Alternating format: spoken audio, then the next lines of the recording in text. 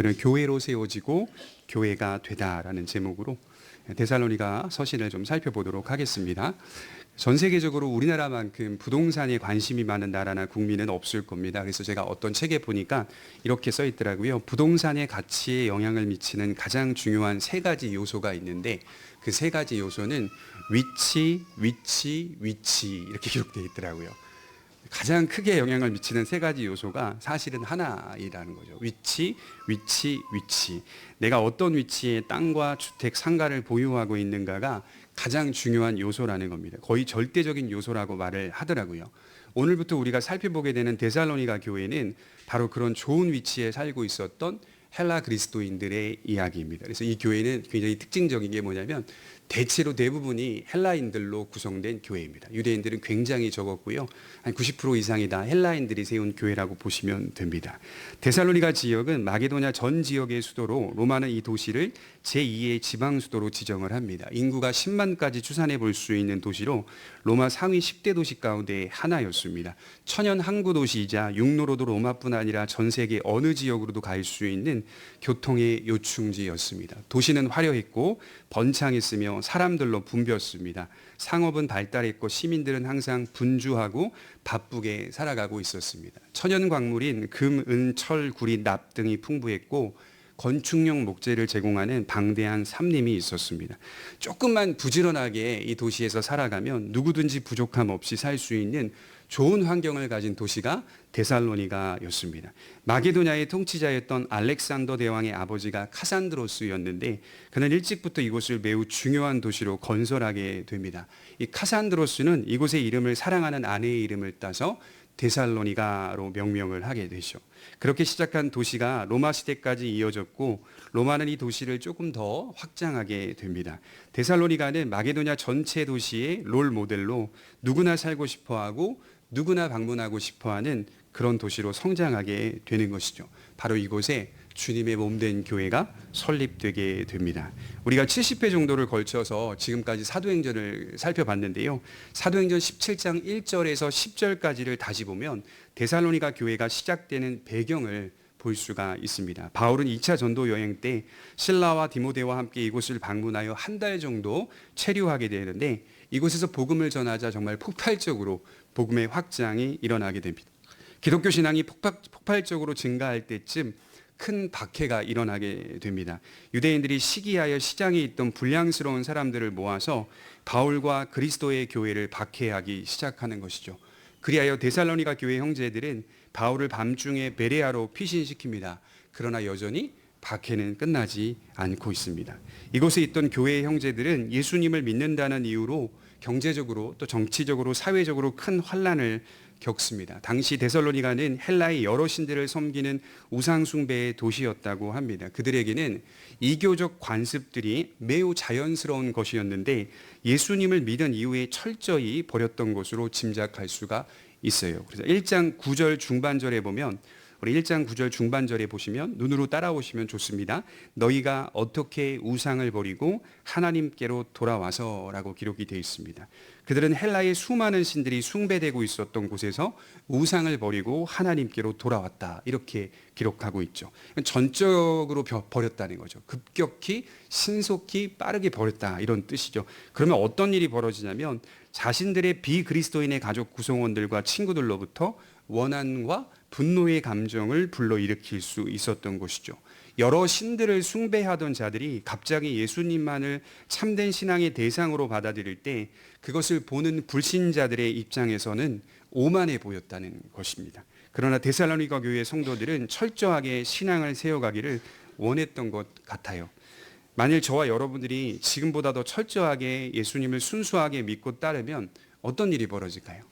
우리가 지금의 신앙보다 훨씬 더 철저하게 주님을 믿겠다라고 하고 따르고 순종하면 어떤 일이 벌어질까요? 믿지 않는 가족이나 친구들로부터 소외당할 수 있습니다. 때때로 충돌과 긴장이 생기기도 합니다. 여러분 어떤 분이 예수님을 믿고 난 후에요. 작은 변화이긴 하지만 술을 끊었다고 해요. 이후 가족이나 친구들 모임에서 술을 입에 대지 않습니다. 이유는 신앙 때문이라고 고백하는 거예요.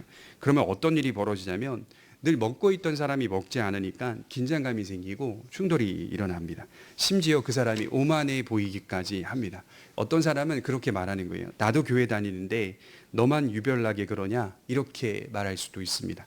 한 예를 들어서 제가 말씀을 드리는 건데 그만큼 데살로니가 그리스도인들은 철저했습니다. 급격히 바뀌었습니다. 당시 그 도시에 있었던 우상 숭배와 문화에서 완전히 빠르게 돌아서기를 원했던 그리스도인들입니다. 시간이 좀 지나서 바울이 데살로니가에서 베레아로, 베레아에서 아덴으로, 아덴에서 고린도로 이동을 하게 되는데 거기서 잠시 떨어져 있었던 실라와 디모데를 만나서 데살로니가 교회의 소식을 듣게 됩니다. 어떤 소식이었냐면 바울이 떠난 후에도 이 도시에, 이 데살로니가 교회에 박해와 환난은 계속되고 있다라는 소식을 듣게 됩니다. 나중에 우리가 또 살피겠지만 2장 14절을 잠시 보겠습니다. 2장 14절입니다.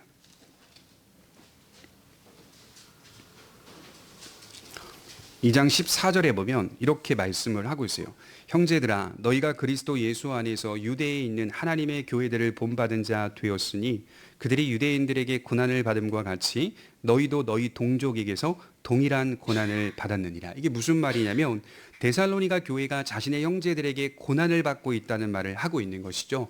이것은 마치 바울이 볼 때 예루살렘 교회가 형제들인 유대인들에게 고난받는 것처럼 데살로니가 교회 성도들 역시 자기 형제들에게 핍박을 당하고 있었다는 말을 하고 있는 겁니다. 그러니 그들이 겪고 있었던 환난은 결코 가벼운 것이 아니었습니다. 예수님을 믿는다는 이유로 가족들에게서 소외되고 사회의 적대를 경험하고 있었다는 말입니다. 우리의 신앙을 다시금 좀 점검해 볼 수 있는 대목입니다. 그런 그들의 소식을 듣고 바울은 펜을 들어서 편지를 쓰고 있는 겁니다. 부활 신앙을 가지고 종말을 향하여 흔들리지 말고 견고히 서라.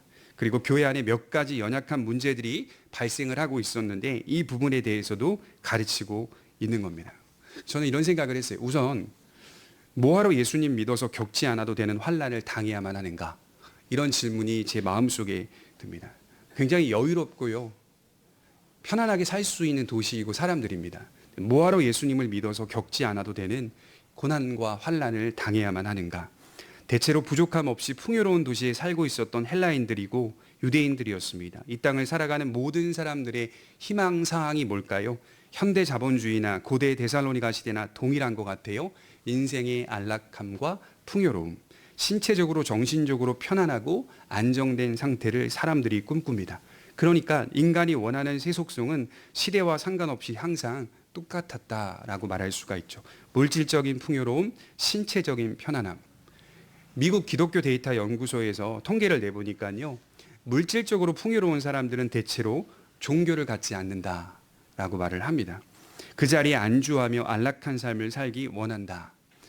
그래서 이분이 좀 더 통계를 내보니까 신앙인들 가운데, 크리스찬들 가운데 갑자기 물질적인 환경적인 풍요로움이 주어지게 되면 어떤 일이 벌어지는가를 살펴보니 대체로 하나님을 떠난다라고 말을 하더라고요. 많은 그리스도인들이 교만하여져서 하나님의 필요성을 느끼지 못하고 떠나가더라. 이게 미국의 지금 현 상황이라고 합니다. 물론 환경과 상관없이 궁핍과 풍요와 상관없이 예수 그리스도를 잘 믿고 교회를 섬기며 살아가는 진실한 신앙인들도 있을 겁니다.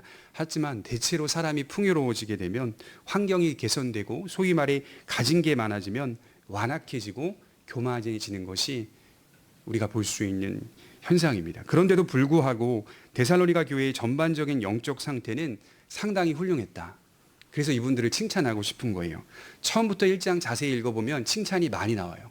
상당히 훌륭한 신앙의 모습을 본이라고 표현할 정도로 신앙의 모습을 갖추고 있었던 성도들입니다.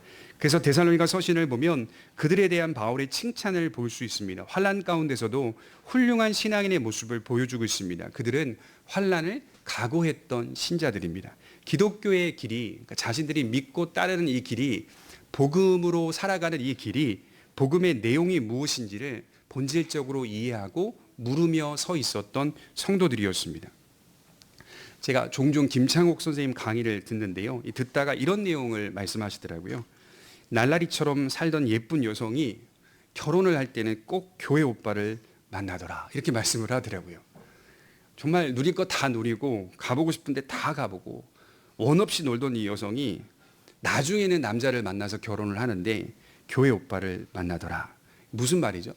자기가 살았던 과거의 모든 삶이 틀렸다라고 하는 사실을 자기 스스로가 깨달았다라고 하는 것을 재미있게 표현하는 내용을 보았습니다. 데살로니가 교회 성도들이 이와 같았던 것 같아요. 도시는 번성했고 화려했으며 크게 부족함을 느끼지 못했습니다. 로마는 이 도시에 많은 특혜를 주었습니다. 자유도시라고 불리며 수많은 복지 혜택을 누렸습니다. 그러나 그들이 바울을 만나 복음을 들었을 때 서로의 마음들이 비추고 있었어요. 인생은 이렇게 살아가서는 안 된다. 인생은 우리 자신들이 주인이 될 수 없고 이 죄악된 마음과 형편에서 벗어나야 한다는 것을 깨달은 겁니다. 그래서요, 정직하게 인생을 살아본 사람에게 그 양심을 향하여 우리가 호소할 때 이런 질문을 던져요. 정말 너의 인생의 주인이 너가 맞냐? 네가 지금까지 살아온 모든 인생 속에 너가 주인이 되었던 적이 있었냐라고 물어보게 되면 인생은 자신이 주인이 될 수 없다는 사실을 늘 깨달아가는 겁니다. 그리고 자기의 마음의 형편들이 어떠하는지를 스스로 정직하게 점검해 보면 이 형편에서 벗어날 수 없다는 것을 깨닫게 되는 것이죠. 죄의 문제, 사망의 문제, 생명의 문제에 대해서 깊은 고민에 빠질 수밖에 없습니다. 요한복음 3장에 보면 니고데모가 밤중에 예수님을 찾아오잖아요. 그 장면을 다시 읽어보면 이거 굉장히 위험한 짓을 하고 있는 겁니다. 뭐냐면 자기가 가지고 있었던 사회적인 지위, 자기가 누리고 있었던 부의 풍요로움, 이 모든 것들을 한순간에 다 잃어버릴 수 있는 그런 장면이라고 볼 수 있어요. 왜냐하면 니고데모가 밤중에 주님을 찾아간 것을 누군가에게 발각이 되면 이 사람은 사회적 지위가 떨어지고요, 삶 속에서, 문화 속에서 많이 소외될 수밖에 없는 형편에 처할 수도 있기 때문인 것이죠. 그 모든 것들을 다 정말 각오하고 밤중에 예수님을 찾아갔던 니고데모의 질문을 보게 되면 무엇 때문입니까? 이렇게 살아서는 안 되는 거 아닌가? 그 질문이었습니다. 이게 맞는 건가? 율법을 따라 사는 것이, 생명이 주어지는 것이 맞는 건가? 그럼에도 불구하고 자기 안에 있는 죄의 경향은 어찌할 수 없다는 것을 깨달아 예수님에게 찾아가 물어보죠. 근데 주님 말씀하시잖아요. 다시 태어나야 된다. 사람이 거듭나지 아니하면 하나님의 나라를 볼 수 없다. 성령으로 난 사람이 이와 같다라고 말씀을 하는 대목을 볼 수가 있습니다. 이런 고민들을 하게 된다는 거예요, 인간이. 데살로니가 교인들에게 이런 마음이 있었을 것입니다. 자기에게 주어진 풍요로운 자리, 번영의 자리를 가장 가치 있는 자리로 여기지 않고 복음으로 세워진 교회와 복음의 내용을 가장 소중하게 여기고 주님의 재림과 종말을 바라보며 환난을 각오하고 믿음과 소망과 사랑을 실현하는 그런 인생이 가장 가치 있는 삶이라고 확신했던 것입니다. 그래서요, 삶을 이렇게 살아보면 문제는 만 가지 같아요. 문제는 너무 많아요. 우리 인생 속에 주어지는 문제는 만 가지입니다. 그런데 성경을 연구하는 제 입장에서는, 성경을 가르치는 제 입장에서는 문제는 만 가지이지만 대답은 하나다. 항상 하나예요, 대답은. 문제가 만 가지면 대답도, 해결책도 만 가지가 나와야 되는데 성경은 만 가지를 제시하지 않고요, 복음이라고 말합니다. 문제는 만 가지이지만 예수 그리스도만이 대답이다, 해결책이다 라고 말씀을 하는 것이죠. 며칠 전에 서부 지역 시차례로 제가 목사님들과 함께 모였는데요, 가을에 정기 노예를 하면 청원 서류들이 올라오는데 서류 가운데 이 서류가 있는 거예요. 교회 폐쇄 청원이라는 서류가 보입니다. 이 교회 폐쇄 청원이라는 서류는요, 말 그대로 교회가 문을 닫는다는 뜻입니다. 반대로 교회 설립 청원이라는 서류도 올라옵니다. 어느 교회는 문을 닫습니다. 그러나 어느 교회는 새롭게 설립됩니다. 이걸 보면서 역사 속에서 이 일은 반복되고 있다는 것이죠. 누군가에게는 복음의 교회가 필요합니다. 그러니 교회는 새로운 지역에 설립되고 있습니다. 그러나 어떤 교회는 성도들이 떠납니다. 복음을 전파하면 오히려 싫어합니다. 귀를 가렵게 해줄 수 있는 설교를 하라는 것이겠죠. 아무도 없습니다. 유지가 안 되니 문을 닫습니다. 목사는 새로운 사역을 계획하며 물어보는 거잖아요. 목사님 이제 어떻게 하실 거예요? 어디로 가실 거예요? 무엇을 계획하십니까? 물어보죠. 다른 곳에서 다른 계획으로 목회를 꿈꿉니다. 분명한 사실은 복음이 전파되면 부자든 가난한 자든 마음의 역사가 일어난다는 것이죠. 역사 가운데 이게 반복됩니다. 하나님께서 이처럼 교회를 세우시는 것이죠. 부하거나 가난하거나 할 것 없이 교회는 모든 민족 모든 곳에 세워져야 합니다. 부자도 죄인이고 가난한 자도 죄인입니다. 건강한 사람도 죄인이고 병든 사람도 죄인입니다. 복음을 듣게 되면 믿음이 생기고 회개하게 되며 예수님을 나의 인생의 주인으로 받아들입니다. 그리고 어떤 순간에도 주님을 부인하지 않습니다.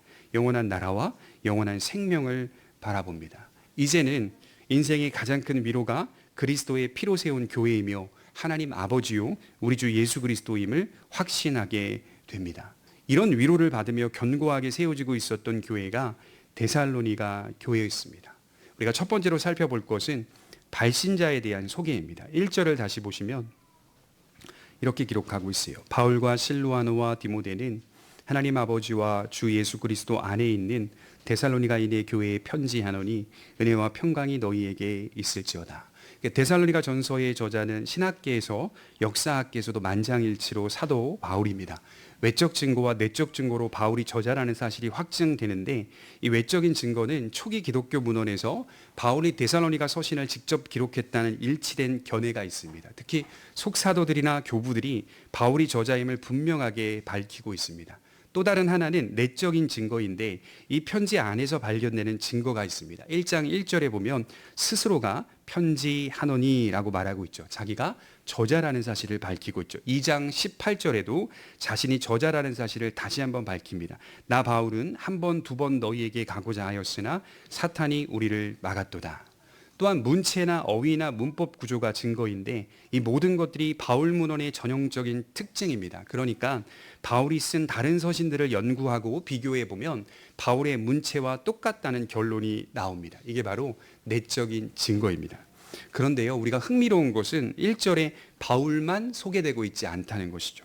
바울을 포함하여 실로아노, 디모데가 함께 언급되고 있습니다. 왜 이들을 함께 언급하고 있을까요? 성경을 깊이 연구해 보면 그만한 이유가 있습니다. 실라와 디모데는 데살로니가 교회에서 핵심 역할을 수행한 사역자들이었기 때문입니다.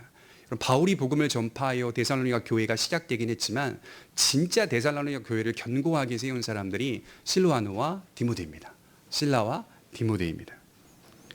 디모데는 데살로니가 교회를 도맡았고 실로아노는 데살로니가를 포함하여 마게도냐 교회를 두루 다니면서 사역을 이어나갔던 것으로 보입니다. 그러다가 둘은 고린도에서 바울을 다시 만나서 데살로니가 교회의 소식을 들려주고 그들이 모은 헌금을 바울에게 전달해 주게 됩니다. 3장 2절에 보면 데살로니가전서 3장 2절에 보면 우리 형제 곧 그리스도의 복음을 전하는 하나님의 일꾼인 디모데를 보내노니 이는 너희를 굳건하게 하고 너희 믿음에 대하여 위로함으로 아무도 이 여러 환난 중에 흔들리지 않게 하려 함이라. 우리가 이것을 위하여 세움받은 줄을 너희가 친히 알리라. 바로 이때가 바울이 아테네에 머물 때였는데요. 그때 실라와 디모데를 다시 데살로니가로 돌려보냅니다. 왜냐하면 데살로니가 교회에 큰 환난이 있었기 때문인 것이겠죠. 여러 환난 중에 흔들리지 않게 하려고 이 두 사역자를 마게도냐로 돌려보내고 있어요. 이처럼 실로아노와 디모데는 데살로니가 교회를 견고히 세우는 데 매우 중요한 역할을 수행했던 것이죠. 그러므로 바울이 이 편지를 시작하면서 처음 문안 인사에 실로아노와 디모데를 집어넣은 것은 이 두 사역자의 헌신을 존중하고 이 편지가 과연 신뢰할 만한 바울의 편지임을 나타내기 위해서였습니다. 성경을 읽어보면 이 세 사람의 행적들이 나오는데 기록된 범위 내에서만 살펴봐도 이들은 바울과 함께 다니며 동역했던 사람들입니다. 실라는 유대인이었으나 바울과 같이 로마 시민권자였습니다. 당시의 언어인 헬라어에 능통한 사람입니다. 그렇기 때문에 여러 지역을 다니면서 복음을 전파하는데 아주 유용했던 사람입니다. 그는 바울과 함께 우리 빌립보에 잠깐 방문했던 그 사실을 기억하시겠지 모르겠지만 빌립보에서 감옥에 갇히기도 했던 사람입니다. 디모데는 어떤 사람입니까? 부치는 헬라인이고 모치는 유대인입니다. 바울은 1차 전도 여행 때 복음을 듣고 개종한 것으로 보여요. 디모데는 공적으로는 바울의 제자이고 사적으로는 바울이 가장 사랑하고 아끼는 아들과 같은 존재였습니다. 이처럼 하나님은 주권적으로 교회를 세우시지만 사람들을 통하여 일하십니다. 특히 신실한 사람들을 통하여 교회를 세우십니다.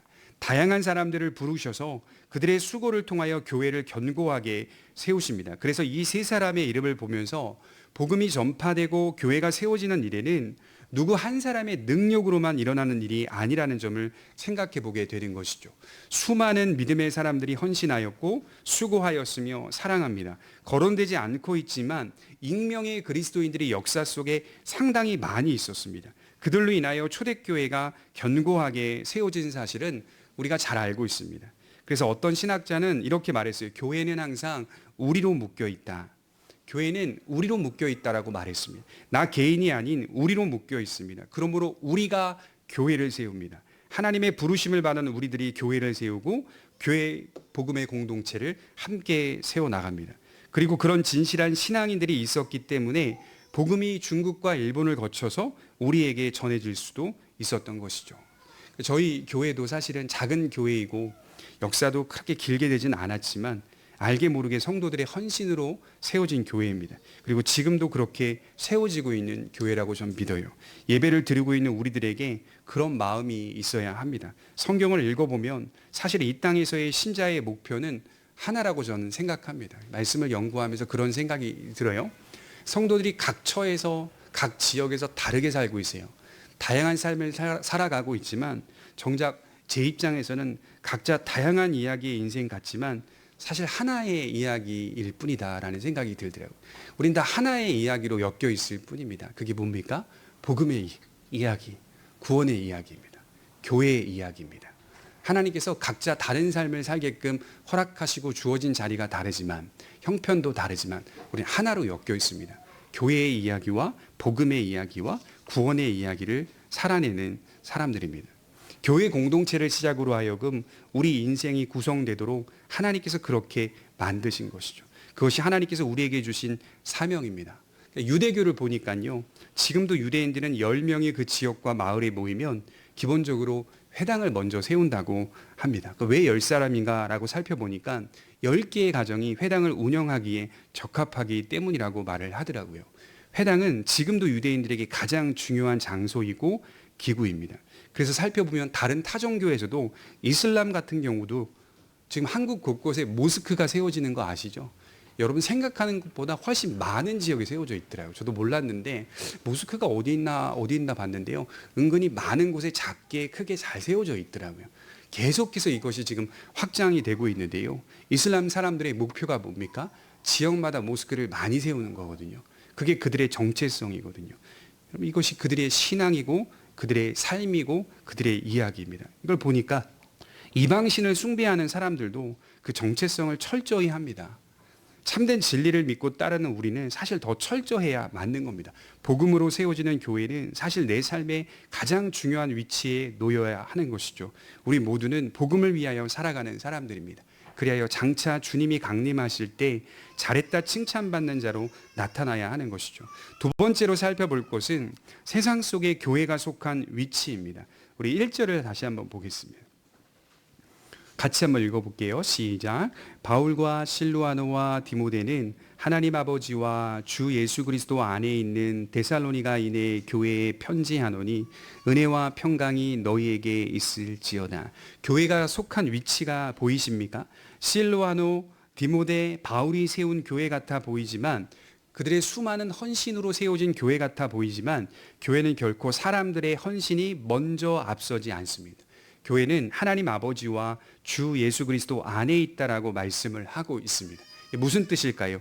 교회의 기원을 말하는 것인데 진행되고 있는 우리의 삶 속에서 하나님과 그리스도의 근본적이고 중대한 역할이 있다는 사실을 같이 말해주고 있는 것이죠. 그러니까 교회의 기원을 말하고 기원뿐만이 아니라 우리의 전 역사 속에 진행되고 있는 우리의 삶 속에서 하나님과 그리스도의 근본적이고 중대한 역할이 있다는 사실을 말해주는 것이죠. 교회는 언제나 하나님 아버지와 그리스도 안에 그 기원을 가지고 있습니다. 교회는 하나님과 그리스도를 통하여 생겨난 공동체라는 뜻입니다. 그래서 세상의 여타 모임과는 다릅니다. 세상에 있는 조직이나 모임은 언제나 그 기원이 인간에게서부터 태동하게 됩니다. 그 시작이 인간이 만들어냅니다. 그러나 교회는 하나님과 주 예수 그리스도께로부터 발생하게 됩니다. 여러분 예수님과 베드로의 이야기 아시죠? 뭐라고 말씀하십니까? 또 내가 내게 이르노니 너는 베드로라. 내가 이 반석 위에 내 교회를 세우리니 음부의 권세가 이기지 못하리라. 주님이 교회를 세우시겠다라고 하는 약속이 담겨 있는 말씀임을 볼 수가 있죠. 전혀 다릅니다. 그러므로 교회에 복음이 없다면 교회가 아닙니다. 진리가 없다면 교회가 아닙니다. 인간이 만들어낸 모임일 뿐입니다. 그래서 장로교회에서는 교회를 정의할 때 뭐라고 표현했냐면 언약 공동체다 이렇게 말했어요. 언약 백성들의 모임이 바로 교회라는 겁니다. 진실로 하나님과 언약을 맺은 백성들로 구성된 공동체가 교회입니다. 그 언약을 가장 소중하게 여기는 사람만이 하나님을 아버지로 부를 수 있다라고 하는 것이겠죠. 그래서 교회는 누구나 다 나올 수 있지만, 교회 문은 열려 있어요. 누구나 다 나올 수 있지만 다 교회가 될 수는 없습니다. 그래서 성경에서 성도라는 호칭은 서리 집사 전에 부르는 단순한 호칭이 아닙니다. 성경에서 성도는 본질적인 호칭입니다. 하나님과 언약을 맺은 백성으로 불리는 본질적이고도 영원한 호칭이라고 분명하게 말씀을 해요. 여러분 시편 16편 3절 한번 찾아볼까요? 시편 16편 3절입니다.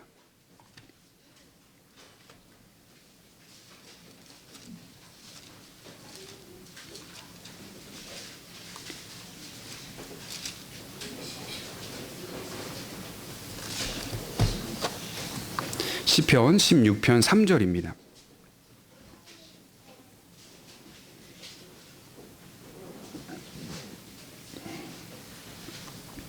우리 같이 한번 읽겠습니다.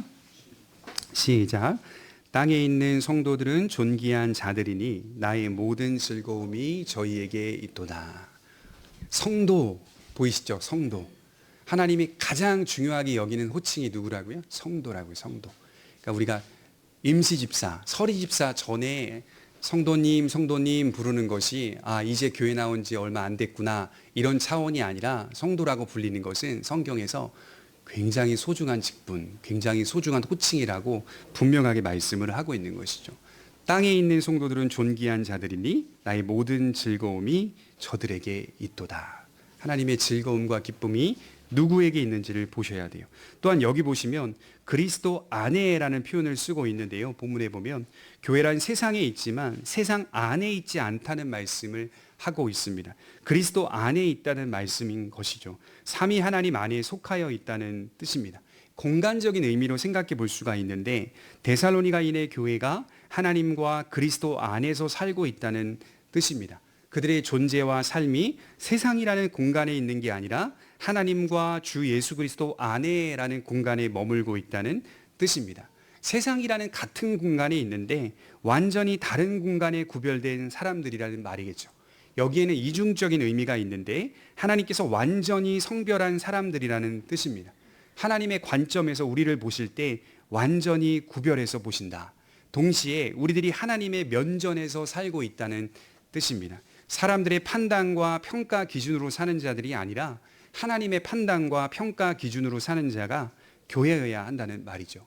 바울이 자주 강조했듯이 갈라디아서 1장 10절에 보면 이제 내가 사람들에게 좋게 하랴 하나님께 좋게 하랴 사람들에게 기쁨을 구하랴 내가 지금까지 사람의 기쁨을 구하는 것이었다면 그리스도의 종이 아니니라.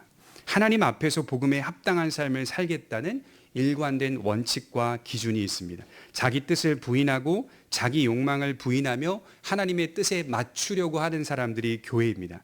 말씀이 자신의 도구가 아니라 자신이 말씀의 도구가 되겠다는 고백이 서려 있는 곳이 교회입니다. 그리고 또한 이 그리스도 안에라는 표현은 교회가 가지고 있는 참된 생명력을 말하기도 하는 것입니다. 전등이 불을 밝히는 이유는 전원에 연결되어 있기 때문인 것이죠. 등기구가 아무리 예쁘고 기능이 많아도 전원에 연결되어 있지 않으면 불이 들어오지 않듯이 교회가 항상 하나님과 그리스도 안에 연결될 때에만 생명이 흐를 수 있다라고 말하는 것이죠. 우리의 교회가 어디에서 힘과 능력을 공급받아야 하는지를 설명해 주는 겁니다. 그러니까 여러분 믿으면 끝난 게 아닙니다. 믿으면 끝난 게 아니라 성경은 곧바로 시작하게 되는 게 믿으면 거하라 이렇게 말씀을 합니다. 믿으면 거하라. 요한복음 15장 4절에 보면 내 안에 거하라 나도 너희 안에 거하리라. 가지가 포도나무에 붙어있지 않으면 절로 과실을 맺을 수 없음 같이 너희도 내 안에 있지 아니하면 그러하리라. 성도라면 나는 항상 거하는 데 힘써야 하는 겁니다. 왜 우리가 하나님과 주 예수 그리스도 안에 거해야 할까요? 거기서 생명력이 나오기 때문이죠.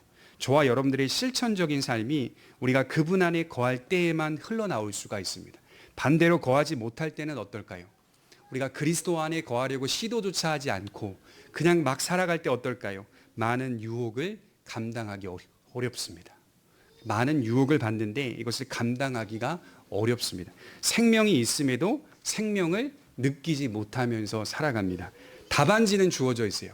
성경을 보면 하나님께서 가장 책망하는 사람들이 어떤 사람들이냐면 답안지를 보지 않고 자기가 해보겠다고 하는 사람들을 책망하세요. 하나님은 답안지를 주셨어요. 항상 그 답안지를 들여다보고 어디로 가야 하는지, 어떤 방향을 세워야 하는지, 어떤 꿈을 가져야 하는지, 어디에 머물러 있어야 하는지, 어디로 피해야 되는지, 어떤 것으로 성취해야 하는지 그 모든 것들을 다 주셨습니다. 그래서 우리는 그 답안지를 보면서 순종하며 걸어가는 것이죠. 마지막 세 번째로 교회가 누리는 복입니다. 다시 1절을 보면 마지막에 이렇게 말하고 있어요. 바울과 실로아노와 디모데는 하나님 아버지와 주 예수 그리스도 안에 있는 데살로니가인의 교회에 편지하노니 은혜와 평강이 너희에게 있을지어다. 여러분, 유대인들의 일상적인 인사가 뭐죠? 샬롬이잖아요. 샬롬. 샬롬이라는 인사를 만나면 그렇게 자주 합니다. 그런데 바울은 샬롬 전에 은혜를 먼저 강조합니다. 이게 무슨 뜻일까요? 평화나 평강이라는 것은 근본적으로 그것을 베푸시는 하나님의 호의라는 사실이에요. 더 나아간 거죠. 유대인들의 인사보다 훨씬 더 나아간 거예요. 구원의 토대가 무엇입니까? 믿음입니까? 은혜입니까? 자칫 성도가 오해하게 되면 믿음을 하나님의 은혜보다 앞서기 시작합니다. 그래서 믿음이 조건과 자격이 되어버리는 거예요. 내가 예수님을 믿고 있는 믿음의 행실들이 그 형식들이 그 자체로 자기의 공로가 되어버리기도 합니다. 하지만 믿음은 은혜의 통로다라고 말씀을 하고 있어요. 그 선물을 받기 위해서는 하나님의 과분한 은혜가 있어야 한다라고 성경은 말씀을 하는 겁니다. 평생토록 기억해야 할 것은 우리가 교회 안에 있는 것은 되게 중요합니다. 우리가 지금 이 자리에 교회 안에 있는 것은 내 능력이 아니라 하나님의 은혜 때문입니다. 그러므로 어떤 형편과 처지에서 교만하지 말고 항상 감사해야 하며 하나님의 자녀라는 이 신분은 변하지 않는다는 것입니다. 바울이 늘 말하잖아요. 갈라디아서 3장 3절에 너희가 이같이 어리석으냐 성령으로 시작하였다가 육체로 마치겠느냐. 은혜로 시작하였다가 왜 율법으로 마치려느냐. 갈라디아에서 바울이 굉장히 많이 이렇게 질책하고 있는 말씀들을 볼 수가 있습니다. 은혜로 시작했으면 은혜로 끝까지 가야 합니다. 그러면 그 다음 나오는 평강은 뭘까요? 은혜 받은 결과로 얻는 행복을 뜻합니다. 은혜와 평강이 있을지어다. 은혜 받은 자의 결과로 얻는 행복. 데살로니가 그리스도인들은 행복을 추구하는 사람들입니다. 그러나 살아보니까 물질적인 행복이나 정치적인 행복이나 사회적인 행복, 인간관계에서의 행복 이런 것들이 부분적으로는 주어졌으나 참된 행복이 아니라는 사실을 깨닫게 된 것입니다. 그 어떤 것으로도 해결받을 수 없는 죄의 문제, 생명의 문제가 주 예수 안에서 해결되었다는 사실 앞에 심령의 평화를 누릴 수 있게 된 것이겠죠. 그러므로 교회가 이 세상에서 누리는 복음은 은혜와 평강입니다. 하나님과 그리스도 안에 있는 것을 뜻하는 말이겠죠. 그래서 교회에 나와서 하나님께 복을 받기 원한다라고 말할 때 우리가 받는 복은 다른 게 아니라 은혜와 평강입니다. 하나님 안에서 주어지는 은혜와 평강입니다. 다른 복 아닙니다. 하나님과 화목하며 하나님을 나의 아버지로 모시며 그리스도의 중보로 인하여 영원한 생명을 누리는 이 역사가 우리가 누리는, 교회가 누리는 본질적인 복이라고 말씀을 하는 겁니다. 그래서 우리에게도 데살로니가 교인들에게 보여주고 있는 신앙의 모습들이 많이 일어나기를 주님의 이름으로 축원합니다. 기도하도록 하겠습니다.